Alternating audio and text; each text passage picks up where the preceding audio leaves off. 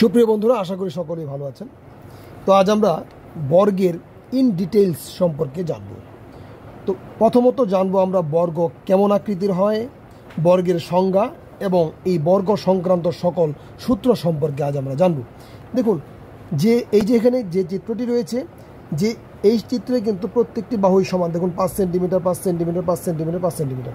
তো বর্গের প্রথমত 4টি বাহু থাকবে এবং 4টি বাহুই সমান থাকবে, বাস। এবং বর্গের কিন্তু কর্ণ দুইটি সমান। কর্ণ কোনটা? এটা একটা কর্ণ, এটা একটা কর্ণ। এই কর্ণ দুইটি কিন্তু সমান, বাস। এখন আসুন বর্গের সংজ্ঞা কেমন হয়ে থাকে। তো বর্গের সংজ্ঞাটা কি? যে চতুর্ভুজের, দেখতেই পাচ্ছেন এটা একটি চতুর্ভুজ, তো যে চতুর্ভুজের প্রত্যেকটি বাহু সমান ও সমান্তরাল এবং কোণগুলো সমকোণ তাকে বর্গ বলে। তো এটা হচ্ছে বর্গের সংজ্ঞা। বর্গের সংখ্যাটা কি আবার বলছি? যে চতুর্ভুজের প্রত্যেকটি বাহু সমান ও সমান্তরাল এবং কোণগুলো সমকোণ তাকে বর্গ বলে। তাহলে এই চতুর্ভুজের কিন্তু প্রত্যেকটি বাহু সমান এবং তার কোণগুলো কিন্তু সমকোণ। এখানে কিন্তু সমকোণ, প্রত্যেকটাই কিন্তু সমকোণ, অর্থাৎ এটা একটা বর্গ। তো এখন আসুন বর্গের ক্ষেত্রফলের সূত্রটা কি। তো বর্গের ক্ষেত্রফলের সূত্র হচ্ছে বাহু স্কোয়ার। এখন এখানে বাহু এখানে কি দেওয়া আছে দেখুন, 5 সেন্টিমিটার 5 সেন্টিমিটার 5 সেন্টিমিটার, সবটি কিন্তু 5।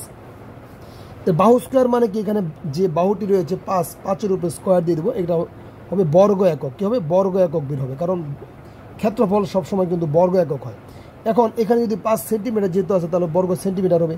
এখানে যদি মিটার হয় তাহলে কি বর্গ মিটার হবে, বাস। এরপর আসুন পরিসীমা। পরিসীমা কি? এর আগের ক্লাসেও কিন্তু আমি বলেছিলাম, পরিসীমাটা হচ্ছে এই যে বাহুগুলোর যোগফল। দেখুন, আপনার জমি হোক বা আপনার চৌকোনা আকৃতির, বর্গাকৃতির যে কোনো জিনিসই হোক না কেন, তার এই যে বাহুগুলো রয়েছে, এই বাহুগুলো 4টি বাহু রয়েছে, 4টি বাহু যদি যোগ করা হয় তাহলে কিন্তু এর পরিসীমা বের হয়। তো বর্গের পরিসীমা সূত্র হচ্ছে, যেহেতু এর প্রত্যেকটা বাহুই সমান, তো 4 গুণন বাহু, যেখানে 5 আছে তাহলে 4-5 20 হবে। আচ্ছা, তো এই যে আমরা এই পরিসীমার সূত্র, বর্গের পরিসীমা সূত্র হচ্ছে 4 গুণন বাহু। এটা একক হবে।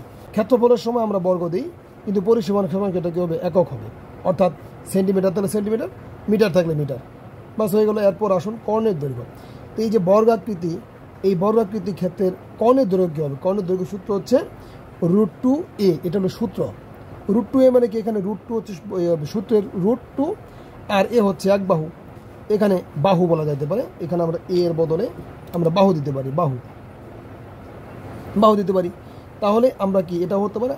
এ মানে কি? এ মানে হচ্ছে, যেমন এখানে আমরা এ ধরতে পারি, এটাকে সবগুলোকে আমরা এ ধরতে পারি, এটাকে এ, এটাকে মানে বর্গের প্রত্যেকটা বাহুকে আমরা এই সূত্রের আকারে কিন্তু এ ধরতে পারি। তো যাই হোক, এখানে √2 এও বলা যায়, আবার √2 গুণন বাহুও কিন্তু বলা যায়। তো এই হচ্ছে বর্গ সংক্রান্ত সকল সূত্র। এখানে ক্ষেত্রফলের সূত্র, পরিসীমা সূত্র এবং কর্ণের দৈর্ঘ্য সূত্র। এরপর আসুন উক্ত যে চিত্রটি রয়েছে, সেই চিত্রের মাধ্যমে এই সূত্রগুলোর প্রয়োগ আমরা শিখে নিই। দেখুন, ক্ষেত্রফল, এই যে এই বর্গের ক্ষেত্রফলটা কী হবে? আমরা ক্ষেত্রফলের সূত্র কী জানি? বাহু স্কোয়ার। তাহলে বাহু আমাদের কত দেওয়া আছে? দেখুন 5 সেন্টিমিটার, তাহলে 5 দেওয়ার পর স্কোয়ার বোঝাতে 5 স্কোয়ার। তাহলে 5 আর 5 যদি আমরা গুণ করি তাহলে কত হবে? 5 আর 5 যদি গুণ করা হয় তাহলে 5 কত হবে? 25 বর্গ সেন্টিমিটার, বাস। এরপর আসুন পরিসীমা। পরিসীমার সূত্র কি? আমরা জানি 4 গুণন বাহু। তো 4 হচ্ছে আমরা দিলাম 4 ইন্টু বাহু কত আছে? 5, তাহলে 5, তাহলে 4-5 কত? 20 সেন্টিমিটার।